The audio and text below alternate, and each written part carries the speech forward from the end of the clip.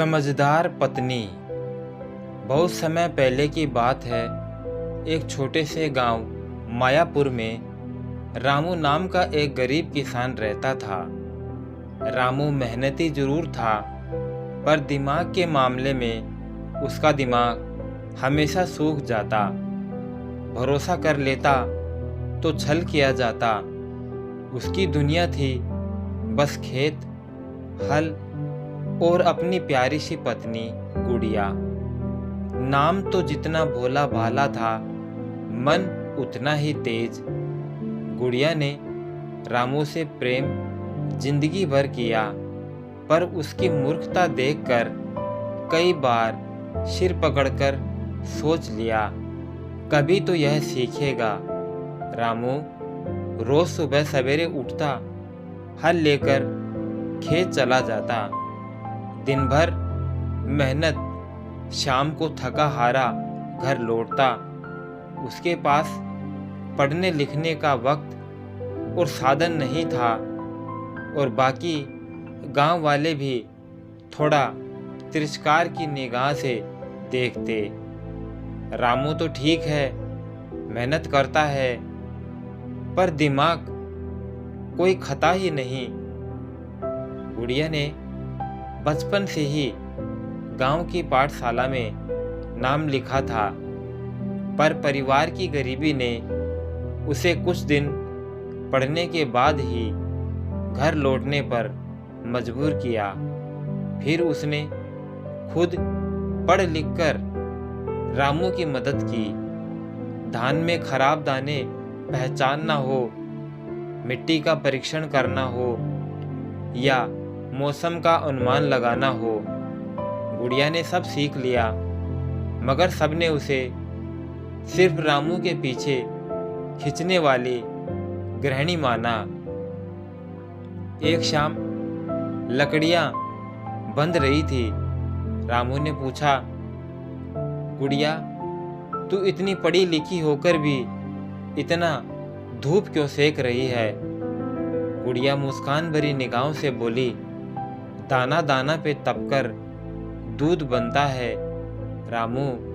पढ़ाई भी जान का दाना है। लेकिन रामू वही सुनता, मजदूरी और दिमाग अलग अलग चीजें थी। उसकी दृष्टि में एक मेला आया गांव में। रामू ने खेत से थोड़ा अनाज बेचकर मेला देखा। रंग बिरंगे झूले, दुकानदारों की चहलकदमी, मिठाइयों की खुशबू, रामू का मन रम गया। तभी एक सज्जन व्यापारी ने आवाज लगाई, अरे किसान, ये जादुई पत्थर ले जा, मांगोगे मिलेगा। रामू की आंखें चमकी, कितने का है? सिर्फ 50 रुपए। रामू ने अनाज का कुछ हिस्सा बेचकर 50 रुपए जुटाए और पत्थर खरीद लिया। घर लौटकर गुड़िया ने पत्थर देखा तो चिंतित हुई, ये क्या है? जादुई पत्थर। रामू फूला नहीं समाया। हाँ, अब हम अमीर बन जाएंगे। गुड़िया ने पत्थर को पानी में फेंक दिया और मुस्कुराई, चलो अब असली जादू दिखाते हूँ। गुड़िया ने रामू को समझाया, सुना है ना, पड़ोस के गांव में एक व्यापारी है जो जादुई मुर्गों का सौदा करता है। कहता है हर दिन चांदी का सिक्का देगा। वो एक बैल और 5 बोरी चावल के बदले इसे लेना चाहता है। रामू चौंका, हमारे पास तो ऐसा कोई मुर्गा नहीं, पर दिखावा कर सकते हैं। गुड़िया ने योजनाबद्ध लहजे में कहा। उसने घर के सबसे बड़े मुर्गे के नीचे रात में चुपके से एक चांदी का सिक्का छुपाया। सुबह रामू ने मुर्गे के नीचे सिक्का देखा तो उछल पड़ा, गुड़िया, तू तो सच में जादूगरनी है। रामू दौड़ते हुए व्यापारी के पास पहुंचा। मुर्गा, बैल, चावल का सौदा पक्का हो गया। गांव वाले हैरान थे। रामू को कभी चतुर नहीं समझा था।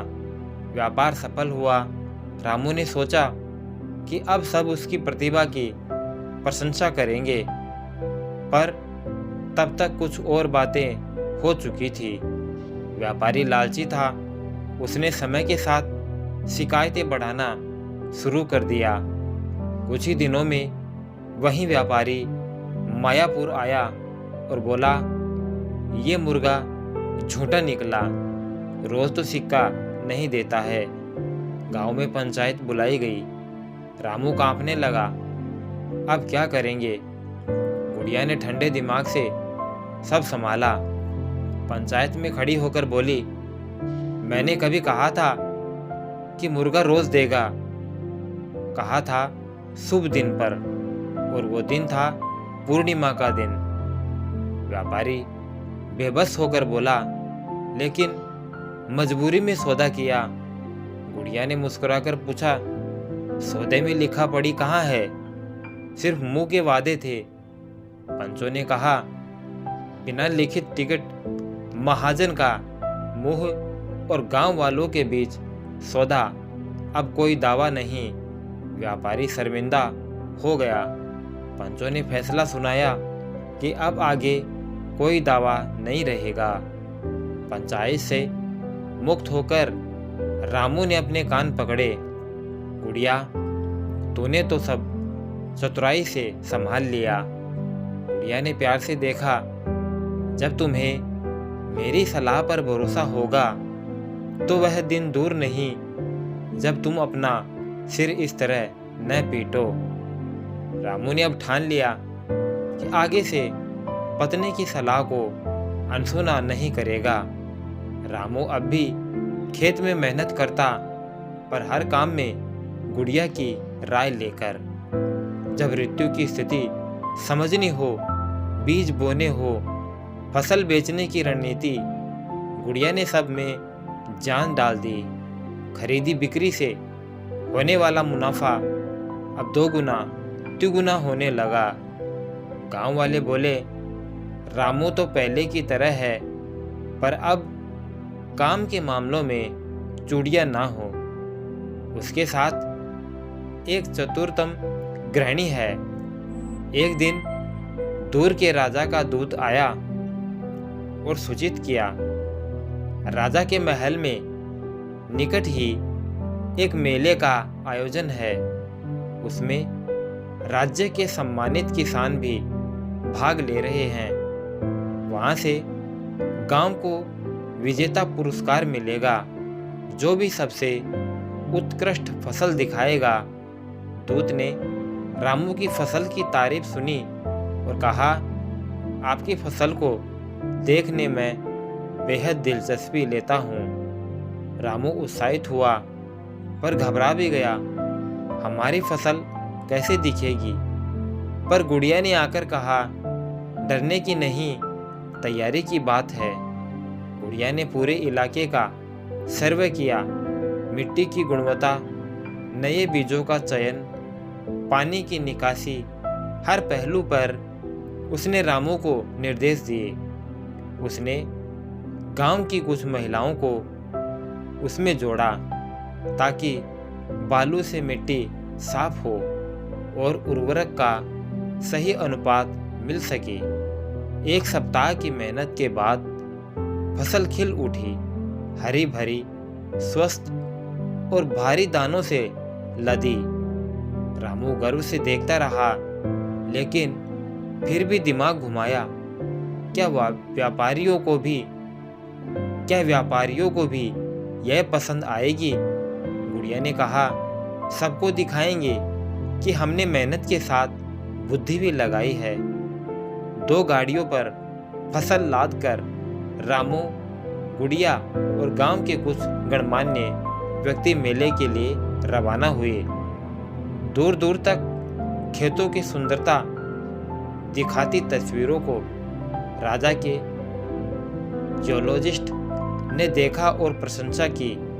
मेले में पहुंचते ही अन्य किसानों की रौनक देख डर लगा, पर गुड़िया ने रामू को समझाया, हमारी मेहनत दिखाओ, घबराने की जरूरत नहीं है। प्रतियोगिता के लिए सभी किसानों से फसलें जमा करवाई गई।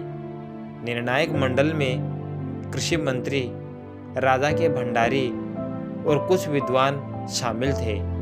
जब रामू दल की बारी आई, गुड़िया ने गर्व से कहा, ये हमारी फसल है। हमने मिट्टी पर ध्यान दिया, पानी बचाया और प्राकृतिक उर्वरकों से इस्तेमाल किया। निर्णायक मंडल ने दाने गिने, मिट्टी का नमूना परीक्षण किया और कहा, यह सबसे उन्नत किस्म है। रामू की टोली को प्रथम पुरस्कार मिला। एक बड़ी मुद्रा राशि और सम्मान पट्टी में विभूषित किया गया। राजा स्वयं लगे हाथ शिलालेख भेंट किए। मायापुर के रामू और उसकी पत्नी गुड़िया को, जिन्होंने परिश्रम और बुद्धिमत्ता से कृषि में उत्कृष्टता दिखाई। गांव लौटते समय रामू की आंखों में आंसू थे। उसने गले से लगाकर गुड़िया से कहा, तेरी वजह से ही हम यहाँ तक पहुँचे हैं। गांव लौटकर रामू और गुड़िया ने मिलकर एक छोटी पाठशाला खोली, जहाँ गुड़िया ने पढ़ाया उचित बीज चयन, मिट्टी संरक्षण, पानी प्रबंधन और व्यवहारिक गणित। शुरुआत में गांव वाले संकोच करते थे, पर जब दूसरे गांवों से किसान आकर सीखने लगे, गांव की प्रतिष्ठा और भी बढ़ी।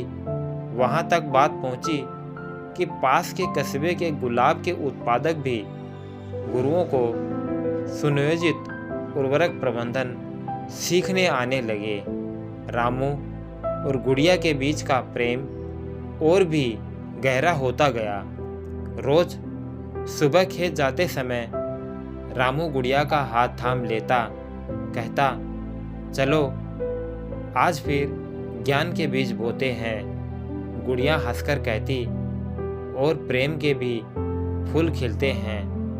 उन प्यार भरे वाद विवाद में गांव के बच्चे भी शामिल होते। गुड़िया चाची, बताओ किसे क्या करना चाहिए। गुड़िया बच्चों को सिखाती कि ज्ञान से बड़ा कोई खजाना नहीं और प्रेम ही जीवन की असली धारा है।